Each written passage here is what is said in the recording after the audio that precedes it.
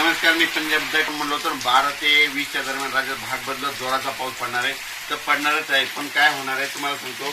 हे पाऊस दररोज वाढत जाणार आहे म्हणून हा अंदाज लक्षात येतात. पण आज योगायोगाने तुम्हाला एक सांगतो, आज मुद्दामून दिवसभर सकाळी 7 वाजल्यापासून ते आम्ही 4 वाजेपर्यंत सोयाबीन पेरली आणि हे पाऊस देखील पडला. आमच्या गावाच्या सर्व शेतकऱ्यांनी कापसं देखील लावून टाकले, धूळ पेरणी केल्याने आणि त्यांना हे पाऊस जीवदान ठरलेला आहे म्हणून हा अंदाज लक्षात येतात. आणि राज्यात सांगू इच्छितो की राज्यात सांगायचं झालं तर पूर्व विदर्भ, पश्चिम विदर्भ, दक्षिण महाराष्ट्र, उत्तर महाराष्ट्र, कोकणपट्टी, खानदेश मध्ये 13 जून पासून ते 20 जूनच्या दरम्यान दररोज वेगवेगळ्या भागात पाऊस पडणार आहे. आणि शेतकऱ्यांना 12-13च्या नंतर राज्यातला पाऊस वाढत जाणार आहे म्हणून ह्या राज्यातल्या सर्व शेतकऱ्यांना लक्षात येतं. पूर्व विदर्भ, पश्चिम विदर्भातल्या शेतकऱ्याला सांगू इच्छितो की तुमच्या भागाकडे म्हणजे 11च्या नंतर पाऊस, 12-13 जूनच्या नंतर तुमच्याकडे पाऊस येणार आहे म्हणून तुम्ही तुमचा पेरणीचा निर्णय घ्यावा.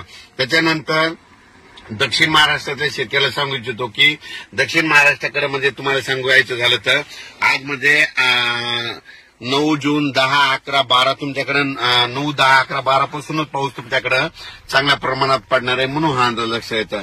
पण राज्यातल्या सर्व शेतकऱ्याला सांगू इच्छितो की त्याच्यानंतर मराठवाड्यातल्या शेतकऱ्याला सांगू इच्छितो की आपल्या म्हणजे मराठवाड्यामध्ये म्हणजे धाराशिवकडे पाऊस पडणार आहे. 10 जूनला नांदेड, लातूर, धाराशिवकडे पाऊस पडणार आहे.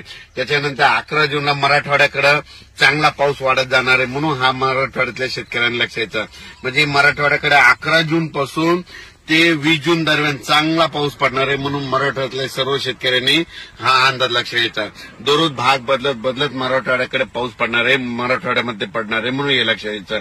पण काय होणार आहे, दररोज वेगवेगळ्या भागात पाऊस पडणार आहे आणि संपूर्ण मराठवाड्याच्या शेतकऱ्याची पेरणी देखील